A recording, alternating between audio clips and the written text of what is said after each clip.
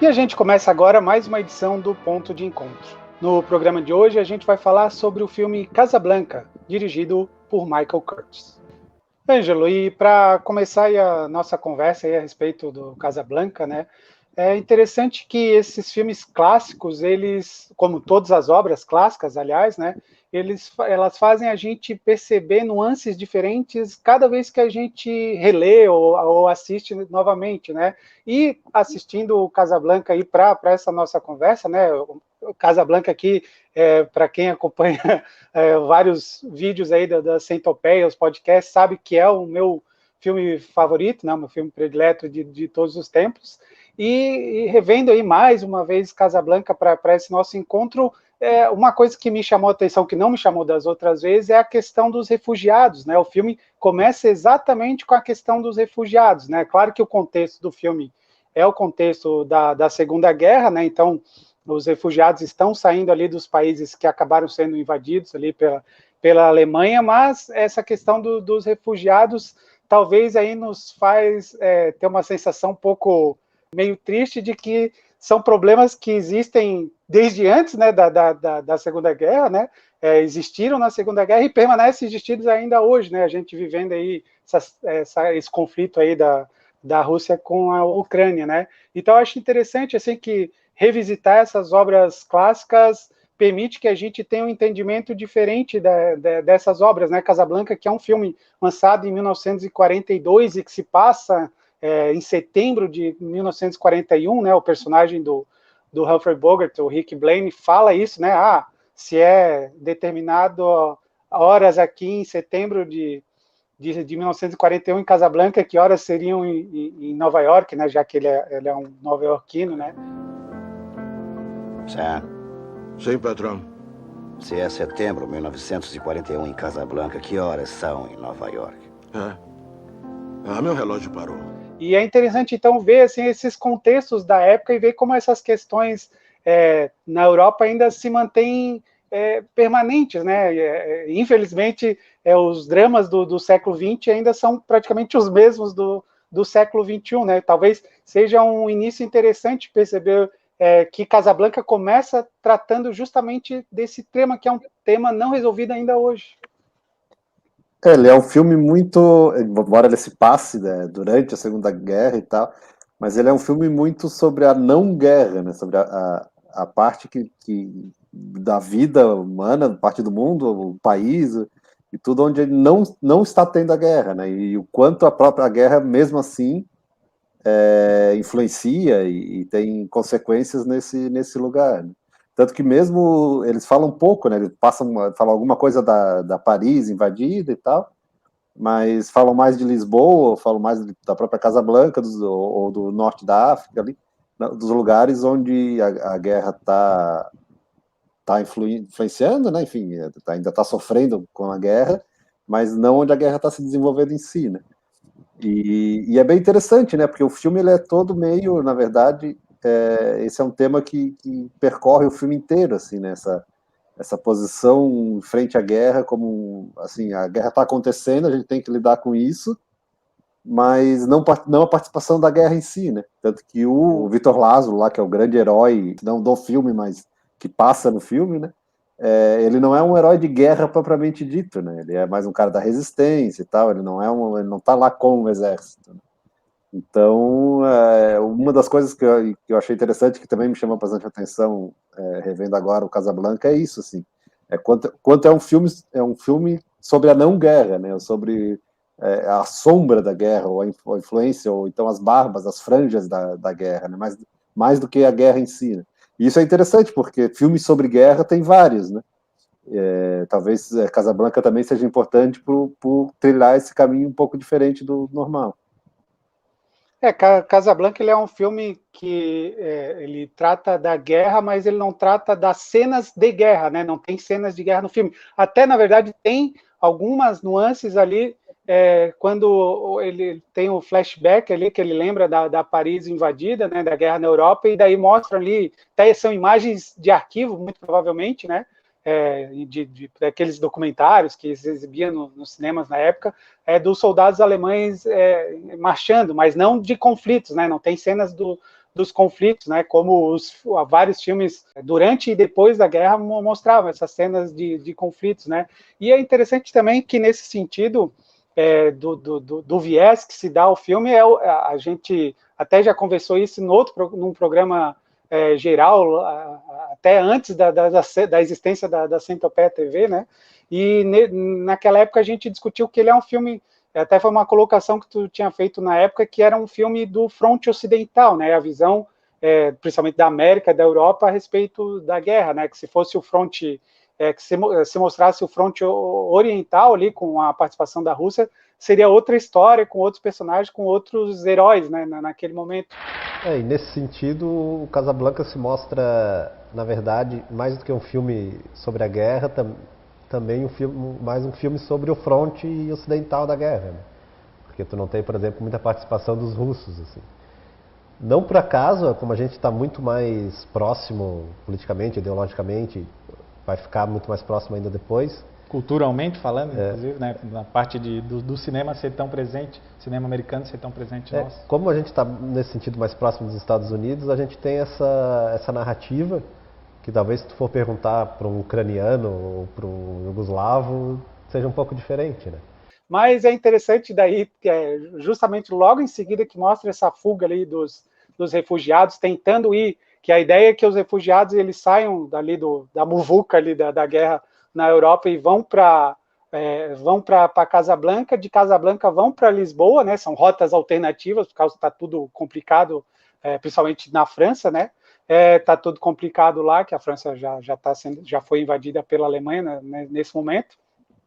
Então, eles vão para Casablanca, no Marrocos, de Casablanca eles vão para Lisboa, e de Lisboa é que eles partem para os Estados Unidos, né? E logo no início dessas cenas é interessante, nas cenas iniciais do filme é interessante que acontece ali a morte das pessoas que têm dois salvos-condutos para pegar justamente esse avião de Casablanca para Lisboa, e daí eles acabam, as autoridades locais lá, que tem influência do regime de Vichy, né, que está controlando a França sob o jugo da Alemanha nazista, mas, enfim, eles mandam prender ali os suspeitos de sempre, né, os suspeitos, as pessoas suspeitas, né, que têm as características suspeitas, que têm os papéis vencidos, etc. e tal.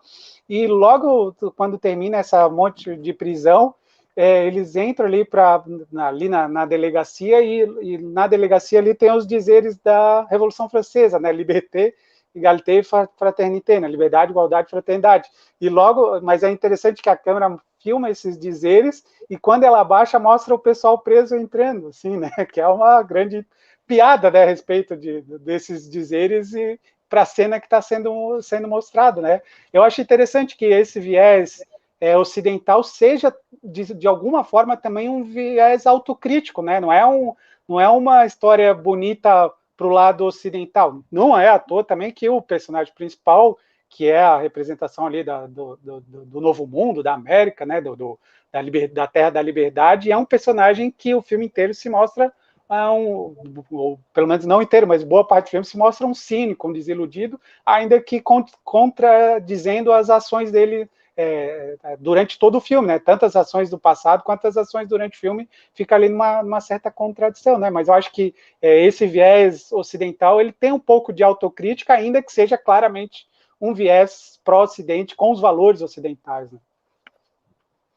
Que é um filme, a gente não pode esquecer que é um filme que foi feito antes do fim da guerra, né? E eu acho que isso é muito importante, assim, porque é um filme que é feito em que não se sabe quem vai ganhar ainda. Claro que já é um momento em que já está, os Estados Unidos já entrou na guerra, tal, então já dá para se imaginar que para onde que vai. Pearl Harbor já aconteceu, né? Mas antes, muito diferente de um filme que fosse feito depois, né? Então eu acho que ainda tem assim uma dúvida nesse sentido, né? E aí a gente volta também, acho que isso também mostra, volta na questão da não guerra, né? Porque do fronte ocidental, mas é um período que é uma frente fria da guerra, né? Porque é depois da invasão da França e antes do dia D, né? Então é um momento em que não está tendo guerra efetivamente, a França está dominada e tal, mas não está tendo combates no fronte ocidental, né? Ao contrário do que está acontecendo lá do outro lado, na Rússia, né? Então, o filme passa muito por isso, né? E passa por esse, não sei se a gente pode chamar assim, mas esse cinismo do Rick Blaney, que é o cinismo dos Estados Unidos. Ele vem também acompanhado por um certo, talvez não completamente, mas por alguma coisa que aponte na direção de um arrependimento, no sentido da demora para entrar na guerra, né? Tem razão, Gart. Estou mais impressionado com você. Então, o Rick Blaney, ele passa por esse processo ele é um cara cínico e tal, mas ele deixa de ser e toma no final, vai tomar a decisão certa e tal. Meio apontando como a trajetória dos Estados Unidos, né? E talvez o filme tenha um pouco, assim, de percepção de que talvez os Estados Unidos pudesse ter tomado essas atitudes, o Rick Blaney pudesse ter tomado essas atitudes antes, né? Até para condizer com o que ele fazia antes da invasão de Paris, né? E como ele se posicionava lá até ele sair, ir para Casablanca e tal. Então, acho que essa descoberta do cinismo e depois a superação do cinismo do personagem diz muito do momento que estava vivendo os Estados Unidos, né? E talvez seja das grandes qualidades do filme, enxergar isso e conseguir enxergar isso naquele momento, né? Antes do final da guerra. Porque hoje, olhando em retrospectiva, talvez seja mais tranquilo de tu afirmar essas coisas, mas naquele momento, no meio da guerra, quando estava morrendo gente como mosca no fronte oriental, lá na Rússia, e tudo acontecendo, é uma posição muito corajosa e muito inteligente do filme, né? Essa percepção aí a respeito do cinismo ali, do Rick Blaney, né, de ter uma hesitação em participar ali da guerra efetivamente para um lado, né? Tanto é em determinada cena ali ele não quer nem saber onde é que a resistência vai se reunir, né? O Carl lá que é até interessante que ele tem dois funcionários, um funcionário é russo e outro funcionário é alemão, né? E justamente esse funcionário alemão ele diz assim, hoje a gente vai se encontrar. Ele diz, não quero saber onde vocês vão se encontrar, não me fala nada assim. Acabe de trancar tudo, sim? Eu tranco. Depois eu vou à reunião. Não me diga onde vai. Não vou dizer. Para mostrar justamente essa hesitação do personagem, que é a hesitação dos Estados Unidos, né? E eu acho que isso é interessante, que isso vem de forma a ser bastante efetiva e de forma se comunica bem também com uma percepção que a gente, espectador, tem de como a narrativa do filme foi montada, né? Se a gente for pegar desde o início, e isso continua ao longo de todo o filme, sempre há questões indiretas para apresentar determinadas coisas que são bastante importantes, assim, inclusive tanto visualmente quanto na questão da construção mesmo da história, né? Por exemplo, quando o filme começa, e antes de apresentar o personagem do Rick Blaney, primeiro a gente vê ele de costas, jogando xadrez, ou seja, ele é um estrategista, né? Já tá claro ali que ele é um estrategista, e a primeira coisa, claro, antes de tudo mostra ali o Rick Blaney, o Rick's Bar, né? Que é o bar dele, depois ali tem uma abertura ali mostra a ambientação no bar, e daí quando chega nele, mostra ele justamente meio de costas, meio de lado, jogando xadrez, logo imediatamente mostra ele assinando o nome dele ali para uma conta ali que um funcionário dele vem trazer ali do bar ali, né? E daí isso revela que o nome dele é mais importante do que ele, né? Ou seja, já é uma espécie de lenda local ali, né? Tanto é que todo mundo se reúne no Rick's Café, né?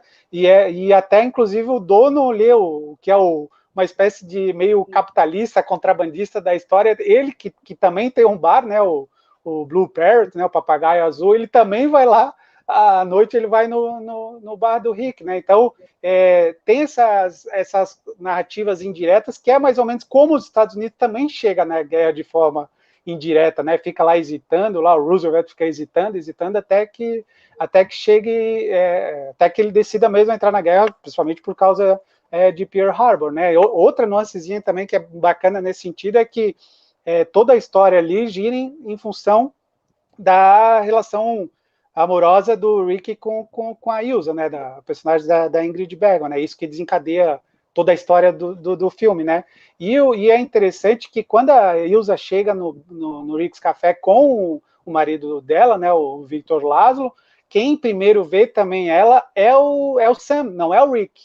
Né? Se fosse um filme meio, sei lá, meloso, romântico, ao exagero, quem teria que ver ele primeiro seria o Rick para ter esse confronto, né? E justamente ela então ela fica sozinha ali com o Sam e pede pro Sam tocar As Time Goes By, que é a música deles lá, do relacionamento deles na época de Paris, e justamente quando o Rick chega nessa cena, ele também não olha ela primeiro ao som da música deles, ele olha primeiro o Sam, né? De novo, indiretamente, a música chega nele primeiro pelo Sam, ele fica incomodado por o Sam estar tocando e não por ela estar ali, né?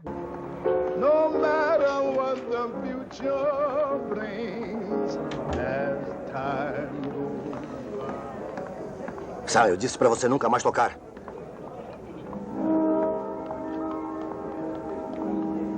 Depois é que ele acaba tendo o confronto ali direto com ela, né? E daí a história toda se desencadeia ali em Casablanca, né? Eu acho que interessante essa narrativa indireta seja usada tanto dramaticamente, né? Tanto cenograficamente ali na produção do filme, e também seja um pouco uma espécie de metáfora ali do que acontece com os Estados Unidos nessa guerra. Né? E essa relação é interessante porque o Rick, logo depois ele fala isso, né? Ele tinha proibido o Sam de tocar essa música, né? E quando a Ilsa chega, ela pede para ele tocar essa música e ele desobedece o patrão dele e obedece esse interesse romântico que acabou de chegar, que ele conhecia, ele veio com o Rick de Paris, conhecia toda a história. E é meio também uma maneira dele anunciar para o Rick que é a Ilsa que está ali, né? Então toda essa relação o personagem do Sam, na verdade, é bem interessante, né? Eu acho que não é à toa, é o único negro do filme, pelo menos assim, dentre os principais, e tá ali meio como também americano, né? Pelo menos a princípio, e tá ali meio como povo americano de alguma forma, assim, né? Então essa questão das nacionalidades ali, ele percorre todo o filme, né? Como tu falou, tem o russo, que é meio que o único ponto em que aparece um russo no filme, né? O que é de se notar, falando da Segunda Guerra Mundial, e que é meio também operário ali do bar, né? Diferente do personagem do alemão, que é meio o cara que toca o bar ali, não é o dono, mas o meio gerente do bar. O russo é o cara que serve no bar ali, que serve as bebidas, né? Então, numa posição bem mais proletária, vamos dizer assim, do que o alemão, né? Então, toda essa relação que eles fazem com as nacionalidades é bem interessante e percorre o filme inteiro, né? Como é que será que é barman russo, né? Que é basicamente a função do Sasha, né? Que é esse personagem russo, né? Seria interessante saber isso para a gente colocar aqui no vídeo, né? É interessante que daí, logo que tem esse encontro deles ali, pode-se dizer assim que termina ali o primeiro ato do filme, né? A gente já tem toda a ambientação, sabe mais ou menos em que pé está a guerra na Europa, né? Já tem diálogos explicando um pouco disso, né? Tem esse embate ali do Major Strasser ali, que é o vilão do filme, né? E é interessante que no fim desse primeiro ato há essa sequência então do flashback de Paris, né? Que é onde mais ou menos a gente tem a noção realmente de como era o Rick, né? Talvez até, se for olhar dramaticamente, seja a única coisa que dê para levar em tons assim de assim, o filme não precisava mostrar aquilo para a gente entender quem era o Rick, né? Que o Rick era um cara legal, porque a própria história já vai desmentindo que o Rick era só um cínico, vai mostrando que ele era um cara legal ao longo do filme, né? Mas é importante de certa forma para mostrar que tem uma vida antes da guerra, né? Talvez seja essa a principal qualidade desse flashback, né? Mostrar que as pessoas simplesmente viviam as suas vidas de alguma forma, né? Conseguiam levar suas vidas de alguma forma, ainda que a Europa já estivesse um pouco conturbada, né? Já tinha ascensão ali dos fascismos, né? Na Alemanha e na Itália, mas havia uma vida normal nesse pré-guerra, né? Ou pelo menos pré-guerra, até chegar ali em Paris, né? Na França. Quem é você realmente? Quem era antes? O que fazia e o que pensava? Sem perguntas.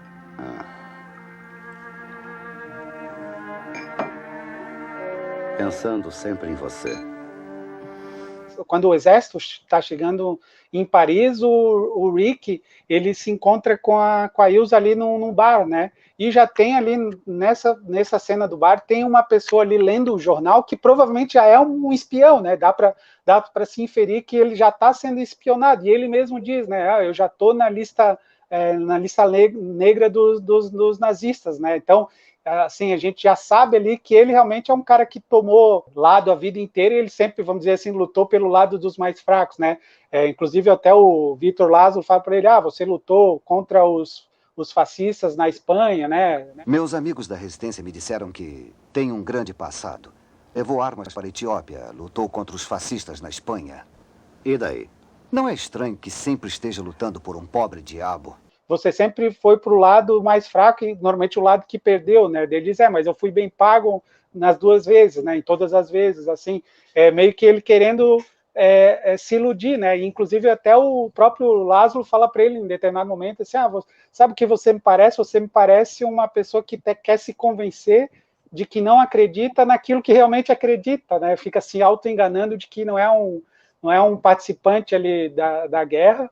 Se paramos de respirar, morremos. Se paramos de combater os inimigos, o mundo morre. E daí? Livre-se de sua miséria. Sabe o que me parece, Sr. Blaine? Um homem tentando convencer a si mesmo de uma coisa que intimamente não acredita. Cada um de nós tem um destino, para o bem ou para o mal. O que é interessante também é que o filme tem essas pessoas que são os agentes da guerra, né? O Lázaro é um herói de guerra, que em contato com a resistência, né? Conhece a resistência, inclusive em Berlim, ele faz questão de jogar na cara do Major Strasser, né? Que ele conhece os líderes da resistência, inclusive em Berlim. E em Berlim também.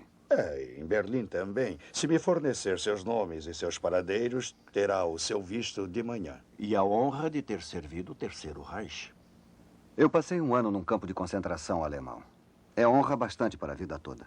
E nessa hesitação dele ali, ou nessa autonegação, né, ele sempre sai ali com as suas piadas, né, que eu acho que o roteiro tá cheio de frases geniais, né, diálogos certeiros, assim, né, que o Major Strasser pergunta para ele qual é a nacionalidade dele, ele diz que é um bêbado, né. Qual a sua nacionalidade? Beberrão. Isso torna Rick o cidadão do mundo. Eu nasci em Nova York, se isso pode ajudar. Daí ele fala, não, mas na verdade eu nasci em Nova York, né? E daí o Major pergunta para ele, o que você acha se um dia a gente chegar em Nova York? Daí ele diz, olha, tem uns locais em Nova York que eu aconselho aos nazistas nem entrarem, assim, de tão perigosos que são, né? Então, tem sempre essa discussão, né, dos agentes realmente que participam na guerra e de quem não participa, né, que eu acho talvez o mais emblemático de quem não participa na guerra é aquele casal que aparece em pelo menos três momentos do filme, né, o casal ali que quer uma passagem para sair de Casablanca e acaba sendo ajudado pelo Rick. Esse casal ele mostra mais ou menos essa ideia dos refugiados que a gente falou no início, mas também da vida das pessoas comuns, que são aquelas pessoas que não têm a menor vocação para participar da guerra ativamente ou participar da resistência, e que é, no fim das contas, a maioria da população em qualquer momento de guerra, em qualquer lugar, né? Assim, sempre a maioria da população é quem não participa ativamente da guerra nesse sentido do combate, do confronto em si, né? E é importante que o filme faça menção a essas pessoas e elas apareçam até com certa relevância, né, nesse filme, né? São coadjuvantes, talvez não de grandes cenas de minutagem, mas com um papel bastante relevante na história, né? Inclusive contribuindo para mostrar esse lado de bom moço do Rick, né? Na verdade, dos dois momentos que o Rick até se coloca de alguma forma em perigo para garantir que os dois casais consigam fugir ali e seguir o seu caminho, sair de Casablanca, esse casal aí, né, que está tentando fugir da guerra e tal, e o Vítor Lázaro e a Ilsa, né? Então seriam os dois opostos, assim, né? O cara que não quer participar da guerra, que está tentando só viver a vida dele com a mulher recém-casada e tal, e dois mais novos, tentando fugir, e o cara, herói da resistência, que tem que sair para continuar o serviço dele e para sobreviver. Então ele opera nesses dois extremos, né? E isso é interessante também. Mas eu só queria voltar quando tu falou do quão... na verdade é uma coisa que também me chamou a atenção, que eu não tinha parado para olhar as outras vezes que eu assisti.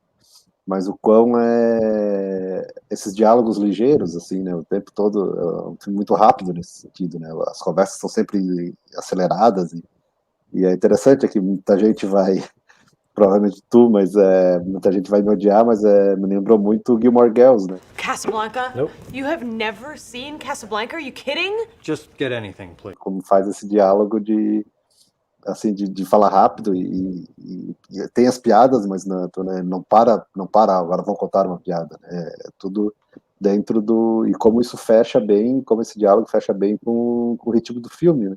Porque é interessante perceber o quão, na verdade, ele é um filme em que acontece pouca coisa, assim, né? Se tu for pensar, se tu fosse elencar a história, escrever a história do que se desenrola, acontece pouca coisa, ele vai ali, enxuto, né? O cara chega, ele toma a decisão e os outros vão embora e deu, assim. Só que o quanto nessa pouca coisa que acontece, ela é densa e complexa e cheia de metáforas, cheia de ideias e de coisas ali dentro, né? E são poucos filmes que assim, na verdade, principalmente na época, né? Tu tá falando do início da década de 40, filmes que tendem a ser bem mais arrastados, né? Porque eu acho que ele é bastante inovador também nesse sentido. Era uma coisa relativamente comum naquela época dos filmes serem produzidos meio que a toque de caixa, né? Assim, havia ali, se montava um cenário e ficava ali 4 semanas naquele cenário, daí logo se fazia outros filmes, né? Assim que os estúdios trabalhavam naquele momento, né? Mas eu digo que ele é um pouco inovador nesse sentido, é que tu falou aí que eu iria te odiar por causa da comparação com Gilmore Girls.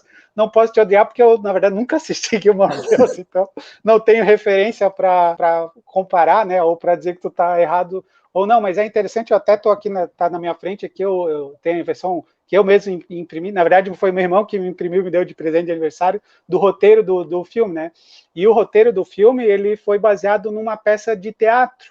Então a gente sabe que como o teatro é limitado, né, não dá para fazer grandes cenários e tal, tem essa questão do diálogo ser bastante presente, né, e talvez seja daí a inspiração ali dos roteiristas de pegar um pouco dessa verve ali de diálogos, né. Onde esteve ontem à noite? Faz muito tempo, eu não me lembro mais. Vou com você esta noite? Nunca faço planos antecipados. De a gente chegar justamente nesse embate que ele se dá pouco em acontecimentos, mas mais verborragicamente, né? Mais nas falas dos personagens, né? E eu acho também uma coisa que eu tinha lembrado, só para concluir o iniciozinho lá que eu estava falando, do Rick ser uma figura importante na história ali, mesmo antes de a gente saber quem ele é, né? Que logo em seguida que ele assina ali, logo que ele é mostrado fisicamente no filme, né? É o primeiro ato dele, de fato, é não deixar que um alemão entre na sala de jogos, né? Assim, claro que ele não pode evitar que a polícia alemã entre ali, porque eles fazem o que bem querem, né? Ele não tem poder de polícia ali, né? Mas ele não permite que um alemão que quer entrar ali, eu sei que está tendo jogos aí, que é uma sala reservada, né, até, vamos dizer, fora do âmbito legal ali da cidade, né, que não pode existir jogos ilegais na cidade, e ele não deixa que esse alemão entre, né. Você sabe quem sou? E tem sorte de estar aberto. Isso é um ultraje. Fique sabendo que vou me comunicar com as autoridades. Sabe, observando você agora com o alemão, pensa-se que fez isso toda a sua vida. Por que pensa que não fiz? Nada. E é interessante também que eu tenho um livro aqui a respeito do filme, né? Já li uns 2 ou 3 livros que falam especificamente do filme, e esse filme ele analisa que a própria primeira imagem que mostra ele jogando xadrez, mostra que a jogada que ele faz, eu não me lembro o nome da jogada, mas é como se fosse assim, uma tática francesa, sabe? Se eu me lembrar, depois eu até coloco aqui embaixo no vídeo o nome da jogada, mas é como se fosse uma jogada assim, mostrando que realmente é uma jogada meio mostrando um paralelo à guerra, né? E é interessante daí que o Rick ajude esses casais aí, né, que tu estava comentando agora há pouco aí, um casal secundário e um casal que é o casal central, né? E nesse sentido aí, vou colocar aqui um momento do filme que a Ilsa vai pedir para ele as cartas, e daí ela até aponta uma arma para ele, não, você tem que me dar essa carta, deles, tira, que você vai estar me fazendo favor, tal, tem ali uma cena ali dramática, romântica, eles acabam ficando juntos ali nessa cena, e o final dessa cena é o seguinte, a Ilsa diz para ele assim, você vai ter que pensar por nós dois, mas logo em seguida ela completa, você vai ter que pensar por todos nós. Quando ela fala por todos nós, a gente pode entender que é os três, né, os três ali, incluindo os dois e mais o Victor Lazo, mas todos nós, todo mundo, né, todo mundo, ou pelo menos todo mundo que é contra a Alemanha, contra o eixo ali, né, então assim, você vai ter que resolver essa guerra, né, de alguma forma, não resolver, obviamente, definitivamente, mas entrar e resolver isso, né, que é, no fim das contas, um pouco o que os Estados Unidos fez, né? Os Estados Unidos entrou para resolver mesmo o conflito, né? Obviamente ele não resolveu sozinho, né? A participação russa é notória, até canadense, né? Mas quando ela fala que ele tem que resolver não só pelos dois, mas por todos nós, logo em seguida o Rick completa, sim, eu vou decidir, eu vou resolver isso por todos nós. Eu não sei mais o que é direito. Você vai ter que pensar por nós dois. Por todos nós. Está bem. Vou pensar. Vou pensar por todos nós. Ou seja, ele está dizendo, não, a partir daqui, eu tô de cabeça, não tenho como voltar atrás, né? E é interessante daí, só antes de te devolver, é que ele faz ali toda aquela arregimentação ali para fingir que ele vai sair com a Ilsa, né?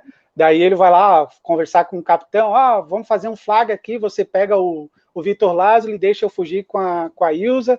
Aí ele vai até no Papagaio Azul, lá o bar desse capitalista contrabandista lá, e diz, você fica lá com o meu bar, mas ali ele está meio que também fazendo as coisas para parecer real, né? Caso ele esteja sendo seguido, assim, para parecer mesmo que ele está organizando a fuga dele, mas também ele está se precavendo caso dê alguma coisa errada e eventualmente ele até morra, né?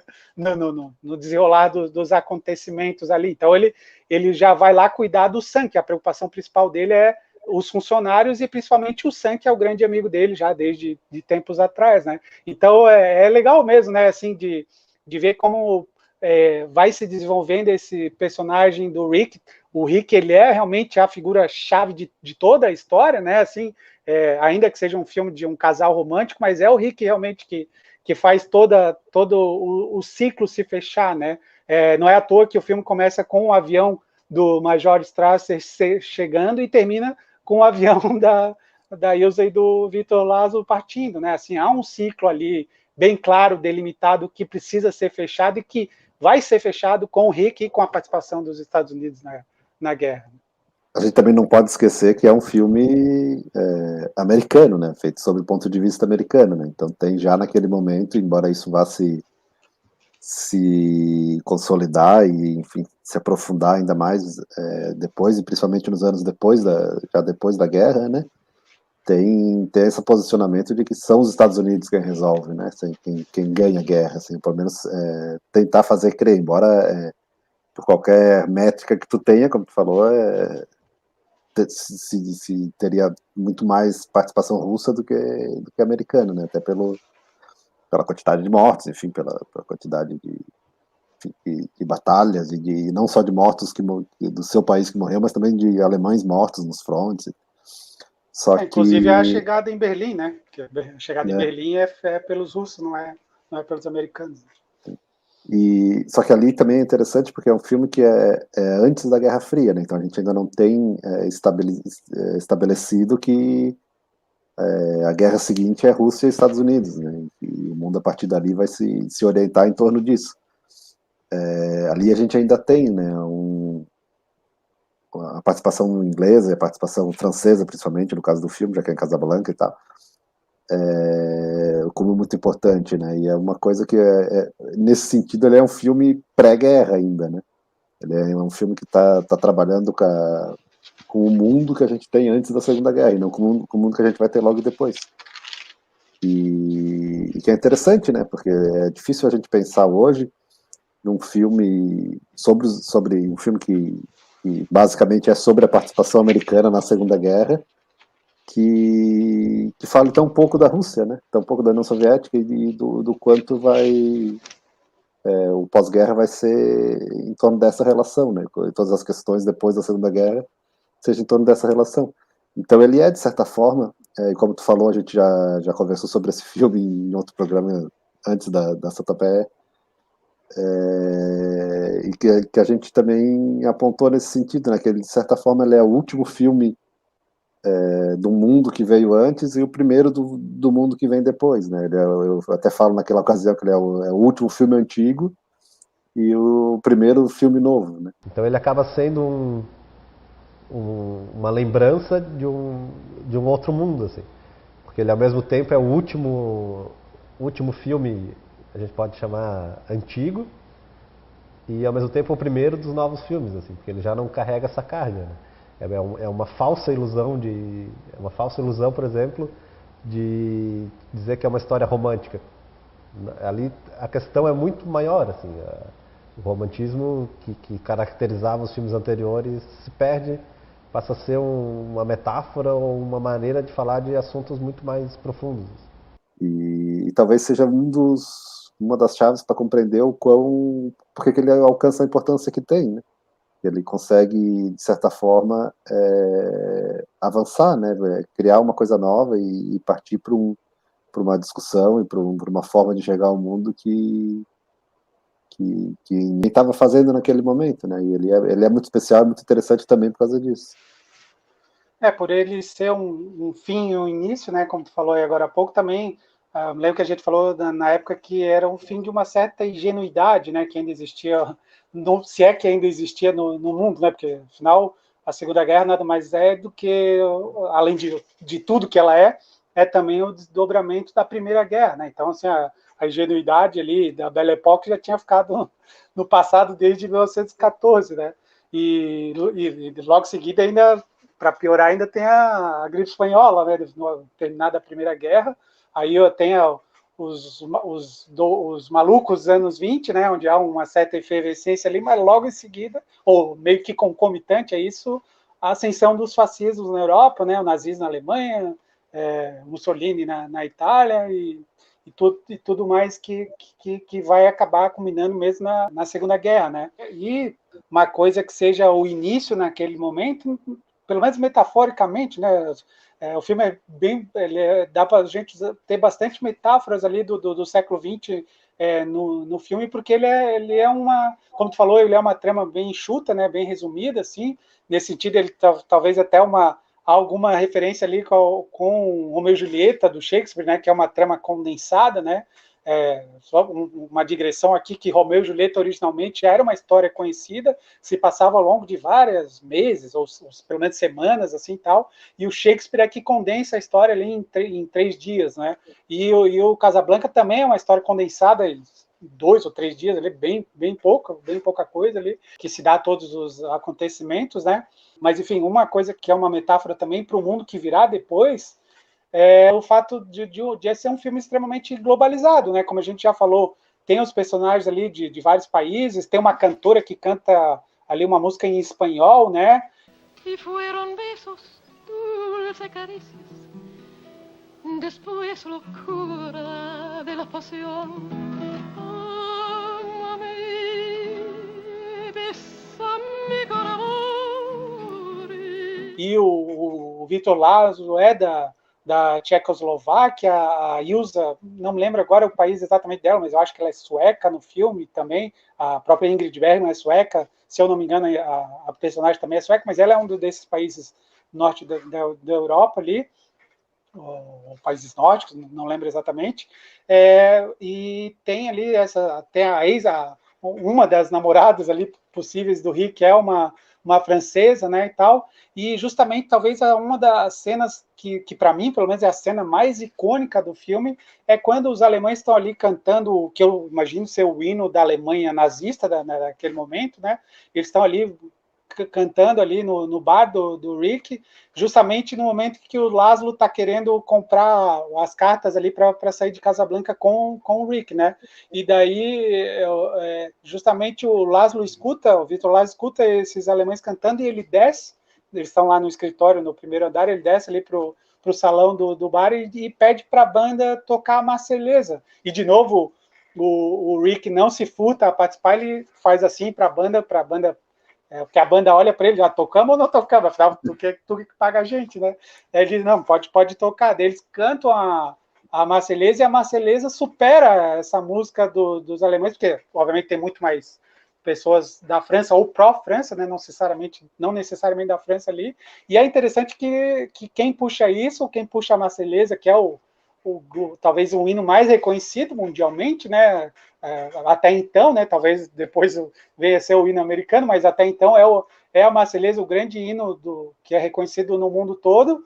Mas quem puxa esse hino é um tchecoslovaco, né? Nesse sentido mesmo de ter essa globalização dos personagens, né? O mundo que a gente quer construir não é esse mundo ali dos alemães beberrões cantando hino ali, são soldados ainda, né? Todos eles vestidos como soldados ali, cabos, enfim, tenentes, militares, né? Como um todo ali. E justamente o Laszlo, que está a paisana, ele vem pedir para tocar esse hino, e é justamente nessa cena que ele pede para tocar o hino que a gente nota que o interesse da Ilsa por ele é justamente mais pela personalidade dele do que por um amor, né? Porque o amor, obviamente, depois que ela conheceu o Rick, ela é apaixonada pelo Rick e não tem mais como voltar atrás, né? E lá no final do filme, quando ele conta para ela que ela vai embora mesmo com o Vitor Laszlo, ele diz para ela o seguinte, assim, você sabe que a nossa relação ela é pequena demais para esse mundo louco, né? E ele diz para ela o seguinte, e você tem que ir com ele porque é você que faz ele ter essa gana de lutar. No íntimo sabemos que você pertence ao Vitor, é parte do trabalho dele, o que o faz continuar. Se aquele avião subir e você não estiver nele, vai lamentar. Não. Talvez não hoje, talvez não amanhã, mas breve, o resto da sua vida. Que é o que o Laszlo conta para ele um pouco antes. Ele diz o seguinte, você me vê como herói de guerra, mas eu sou um ser humano, eu tenho interesses que são fora de lutar pela guerra, né? Eu sou um cara que se apaixona e vive a vida, assim, né? E é interessante isso, né? Que o filme, ele tem essa coragem de ser um filme falando da guerra, sobre a guerra, e seja um filme romântico que não termina da forma mais esperada dos filmes românticos que tem final feliz, assim, né? Deixa um final ali entreaberto, é o melhor final possível, gente. Acho que é difícil alguém que não concorde que seja o melhor final possível, né? O Major é baleado, e é interessante que o Rick só atira nesse Major Strasser depois que o Major Strasser saca a arma, né? Até quando eu estava assistindo, eu me lembrei lá da polêmica do Han Solo, lá que ele atira, nas primeiras sessões ele atirava no Greedo, lá que era o caçador de recompensa lá primeiro, e depois o George Lucas fez ele atirar depois, né, e tal. Mas o Rick, ele é o Han Solo do bem mesmo, que o Han Solo já é um cara mais sacana, assim, nesse sentido, assim, né. E isso é interessante, né, que o filme faça esse fechamento dessa história, e também eu acho que a outra coisa que mais tem a ver com essa construção do filme nesse sentido é que tem uma cena em que a Ilsa diz para o Rick o seguinte, assim, eu tenho uma história para te contar. Daí o Rick pergunta para ela, é uma história que tem final feliz? Daí ela diz, eu não sei. Eu posso lhe contar uma história? Tem um final feliz? Ainda não conheço o final. Vamos, conte. Talvez eu descubra o final enquanto vai falando. Eu não sei como é que ela vai acabar, né? Porque eles ainda não têm noção ali, eles ainda não fizeram as pazes ali, eles estão ainda nesse confronto. E isso é interessante porque quando ela diz isso, o filme foi gravado quase todo ele na sequência, né? E eles realmente não sabiam como a história ia acabar. Assim, o filme estava sendo, os roteiristas estavam escrevendo o filme enquanto eles filmavam, assim, então só no dia seguinte é que eles iam saber o que eles iam gravar ali logo em seguida, assim, né? O roteiro do filme estava sendo construído ao longo, ninguém sabia qual era o final do do relacionamento amoroso, do triângulo amoroso ali, né? E quando ela diz isso, e a gente pode entender isso não só para a história deles, como para a história da guerra, né? Assim, ninguém sabe ainda como vai acabar, né? O próprio Major Stiles pergunta, como é que, se eu não me engano, o Major pergunta para o Rick, né? Como é que você acha que vai acabar essa guerra? Ele diz assim, não sei, vamos esperar para ver, que daí eu posso opinar, né? Quem acha que ganha a guerra? Eu não tenho a menor ideia. Rick é completamente neutro em tudo, e isso abrange o campo feminino também. E isso é interessante, né? Que o filme dá o fechamento tanto para a história, né? A história humana, quanto para a história a história amorosa ali, que é basicamente o que leva ali as massas a gostar desse filme e ser um filme também tão relevante no sentido de um filme romântico, ou um filme que tem traços românticos, ainda que não seja todo ele romântico, né? Na verdade, sob essa perspectiva, talvez seja um filme menos romântico, assim, né? Porque ele tem essa... O personagem do Rick tem esse caminho, né? Que ele começa cínico e tal. Ele começa ingênuo ainda, se a gente pensar ainda em Paris, né? Embora não seja no começo do filme, mas pensando cronologicamente, ele começa ingênuo ainda em Paris. Essa ingenuidade dele se transforma num cinismo a partir do momento que a Ilsa abandona ele e tal.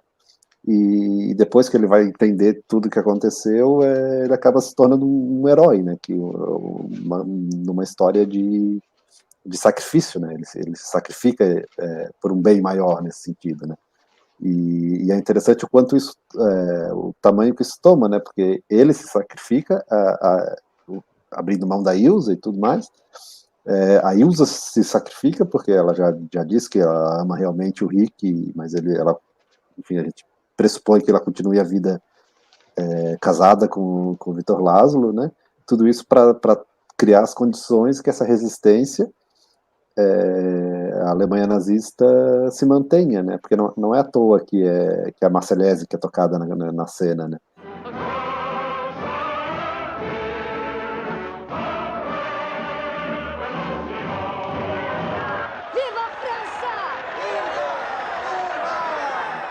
Que é naquele momento, e a gente está falando do filme que foi feito enquanto a França estava ocupada. Naquele momento o que importava era essa resistência, né? E a França era o local dessa resistência.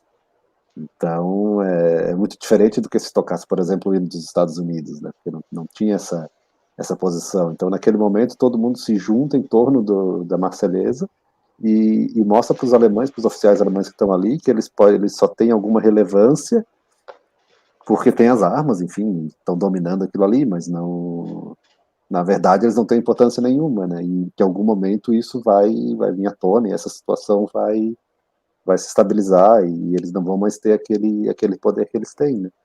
E isso não acontece, né, no decorrer do filme, né? Porque o filme acaba logo depois e os alemães continuam dominando e aquilo ali e tal, mesmo que ele mate o major, mas se ele tem logo em seguida ele e o capitão fogem, porque eles não podem mais permanecer ali, porque os alemães continuam com aquele poder, né?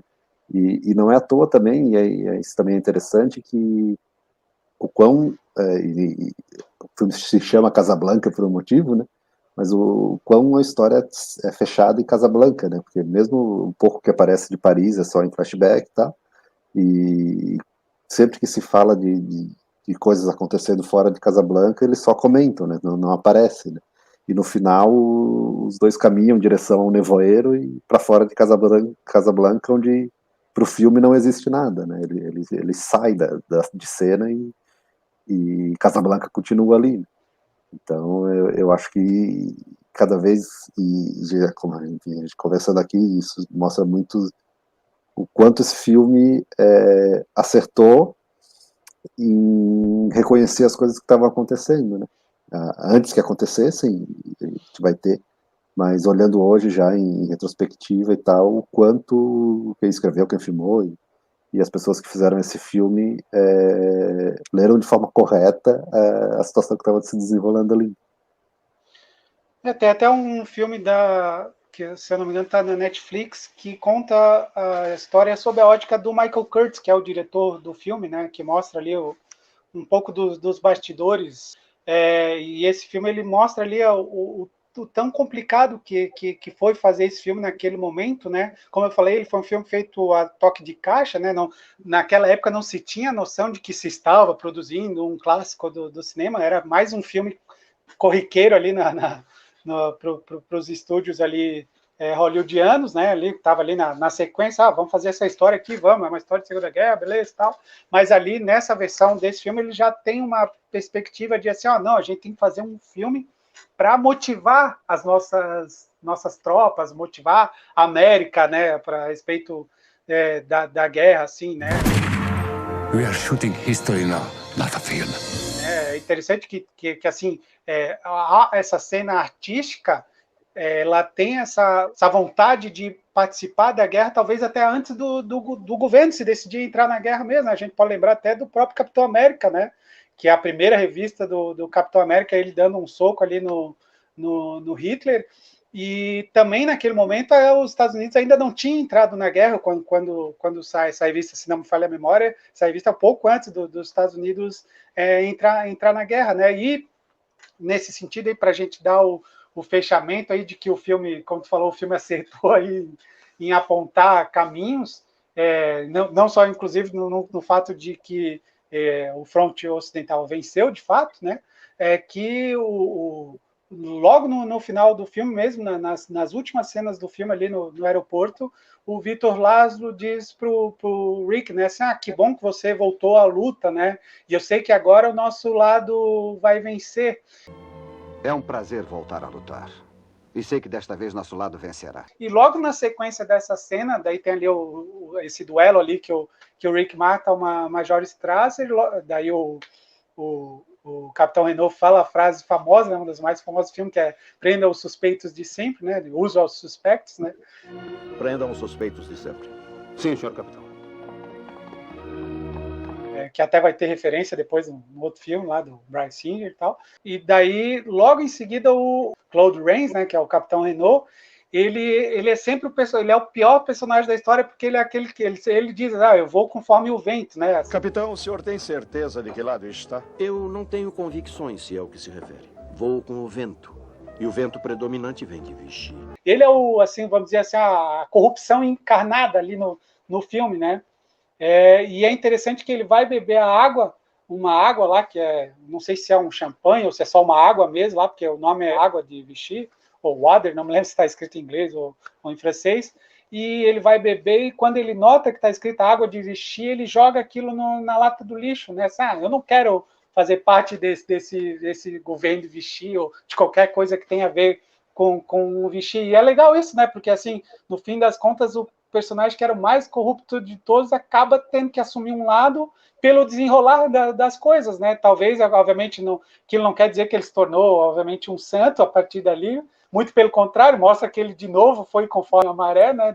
Foi dançar conforme a música, mas ele, no fim das contas, ele tomou um lado, né? E tanto é que, no fim das contas, a última frase do filme ela é bem simbólica nesse aspecto também da globalização, que o Rick diz para ele assim, Louis, sabe, e esse é o início de uma grande amizade, assim, ou seja, ele só considerou o Louis, o Capitão Renault, um amigo ali, naquele momento do filme. Antes ele era só um cara que ele tinha que lá agradar, dar um suborninho para manter o bar, né?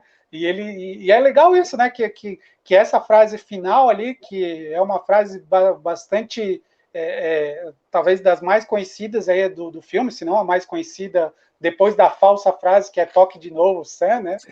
Que nunca existiu essa frase no filme, mas é uma frase divulgada. Toque uma vez. Pelos velhos tempos. Não sei o que se refere, senhorita Ilsa. Toque, Sam.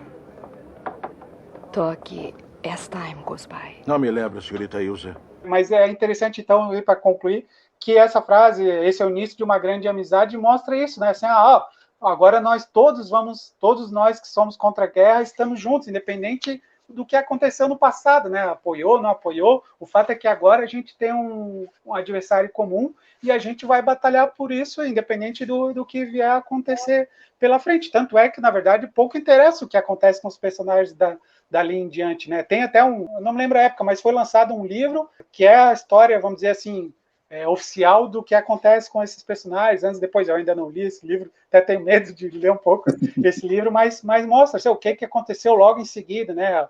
O que o Sam, o Rick, a Ilsa, o que todos esses personagens foram fazer, se é que eles se encontram de novo e tal. Daí eu não sei dizer porque eu não li a história, mas não interessa isso para o filme em si. O filme só quer deixar a mensagem final de que é o seguinte, ó, é o início de uma bela amizade e é o início da nossa luta contra o eixo do mal, né? Contra o eixo, né? Que eram as forças nazistas ali, principalmente da França, de Vichy, da Alemanha nazista, que dominava, que invadia os países naquele momento, que era o inimigo comum, né? Mas o que permite isso é justamente que os personagens façam essa conversão, né? Assim como a gente já falou do Rick, que faz o Renault ali, ele também passa por esse processo, né? E no momento que ele recusa Vichy e joga no lixo, ele se mostra também digno. E como tu falou, é a partir dali que é possível essa... que ele diz, né? Não fala aqui, vamos continuar a nossa amizade, né? Ele diz, e esse momento é o começo de uma bela amizade. Louis, parece que isto é o começo de uma bela amizade. Então, ele também vê no Renault essa trajetória, né? Porque mesmo ele sendo esse personagem corrupto, enfim, mas ele também é o que permite, essa atuação dele é o que permite que exista a Casablanca, né? E que aquilo ali, que as pessoas consigam, o tanto de pessoas que conseguem escapar para Lisboa e para os Estados Unidos. Então é a atuação de gente como o Renault que permite que aquele ecossistema ali sobreviva, né? Tanto que ele, em determinado momento, ele fala sobre fechar o bar do Rick, ele diz que nunca quis fechar, mas também porque o Rick nunca deu motivo, assim, né? Ele sabia, por exemplo, que existia ele até depois ele acaba fechando, mas como tinha jogos de azar e tal, que era proibido e ele podia fechar a qualquer momento. Por que fecha a minha casa? Eu estou chocado. Chocado por descobrir que havia jogo roubado. Seus ganhos, Messias. Ah, sim, muito obrigado. Obrigado. Todos para fora! Essas pequenas corrupções dos personagens ali do início da história que permitiam que um lugar como Casablanca existisse. Só que vai chegar o momento em que isso não é mais suficiente, né? Que a luta contra o nazismo, que o envolvimento na guerra tem que ser mais do que isso. E ficar em Casablanca não adianta mais, né? Então eles precisam sair dali para poder continuar o enfrentamento aos alemães e da forma que tem que ser, né? E da forma também que o Victor Laszlo vem fazendo desde sempre. Então essa trajetória, essa jornada dos personagens ali que vai permitir que tenha essa amizade lá na frente, né? E que se passe por um combate efetivo e para o que realmente tem que ser feito, né? E como a gente falou, é também a trajetória dos Estados Unidos em relação à guerra, pelo menos a maneira como o próprio Estados Unidos enxerga, né?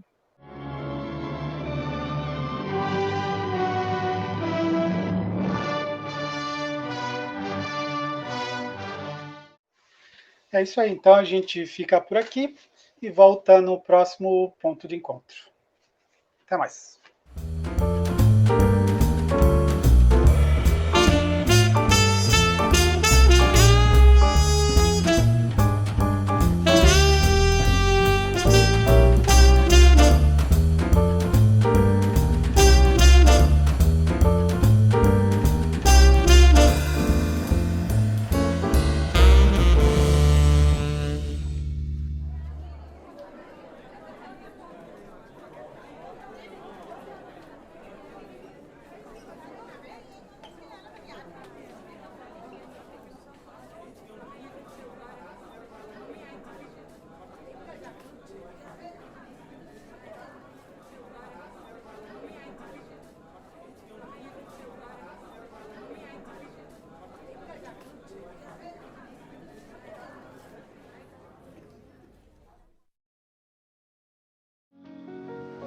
All the gin joints in all the towns in all the world.